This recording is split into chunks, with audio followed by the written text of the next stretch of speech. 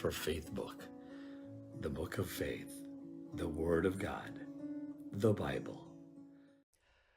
Magandang araw mga partners sa Hillcrest Family Life Baptist Church. Ngayon pong araw ng Lunes, November 18. Isipin niyo bang malapit na naman matapos ang Nobyembre, ano? At ang ating pong FBK reference text ngayong araw ng Lunes, November 18, ay matatagpuan natin sa mga awit, Kapitulo 53, talatang 1 hanggang 3. Ito pong sinasabi ng Ang Salita ng Diyos, Filipino Contemporary Version. Sabi ng hangal sa kanyang sarili, walang Diyos. Masasama sila at kasuklam-suklam ang kanilang mga ginagawa. Ni isa ay walang gumagawa ng mabuti. Mula sa langit, tinitingnan ng Diyos ang lahat ng tao kung may nakakaunawa ng katotohanan at naghahanap sa Kanya. Ngunit ang lahat ay naligaw ng landas at pare-parehong nabulok ang pagkatao. Wala kahit isa man ang gumagawa ng mabuti. Pambihira, no? Parang isipin mong, parang dyaryo yata kaninang umaga to, no? Binabasa mo ito, para ba nangyayari talaga yan ngayong oras na ito, ano? Pero isipin niyo po mga kapatid, itong sinulat na ito ni Haring David, ay sinulat po niya ito nung siya po ay hindi pa hari. At ito po ay merong katotohanan sinasabi sa inyo sa akin kung gaano kasama ang tao at hindi po nagbago. Noon hanggang ngayon ay hindi nagbabago. Yun ang masamang balita. Yun ang malungkot na balita. Yun ang iisipin mong wala na bang pag-asa ang tao magpakailanman. Kaya nga tinan niyo yung kapitulo talatang 2.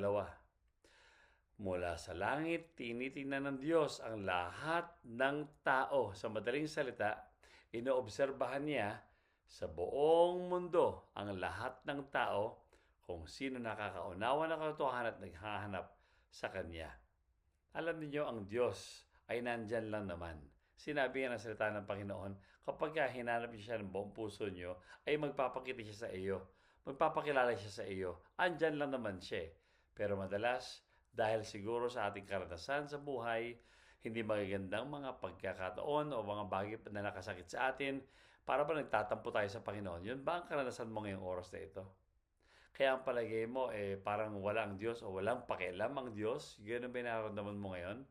Mangusap sana sa iyo, kaibigan. Ang mga talatang ito na sinasabi, kapag ka sinasabi mong walang Diyos, ibig sabihin kayo ang hangal, mangmang. Ibig sabihin, hindi mo alam ang iyong sinasabi. Yun lang ibig sabihin yan. Mahalaga maunawaan natin ngayong araw na sinabi po ng salita ng Panginoon, hinahanap ng Diyos ang naghahanap sa Kanya.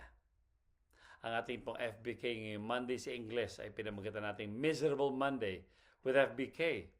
Corruption, misery, backsliding, and filth filled the earth in Psalm 53, 1-3. But God, the maker of heaven and earth, sees our miserable situation and turns it into a life-changing message for the world. Nangyari ba yan sa iyo? Ngayon ba nagbago ka na ng puso, nagbago ka na ng isip? Kung ganyan na nangyari sa iyo, kaibigan, kapatid, ito na sabihin ko sa iyo, gagamitin ka ng Diyos para makita ng buong mundo na ang Diyos ay totoo sa kanilang mga buhay. Nawa po ay maging kagamit-gamit ito sa araw na ito para sa inyo at para sa akin. At itong sasabihin ko sa inyo, kapag ka nagpaggamit ka sa Panginoon, kahit yung mga taong hindi niniwala sa Diyos ay maniniwala din dahil nakita nila sa iyo ang katotohanan ng Panginoon.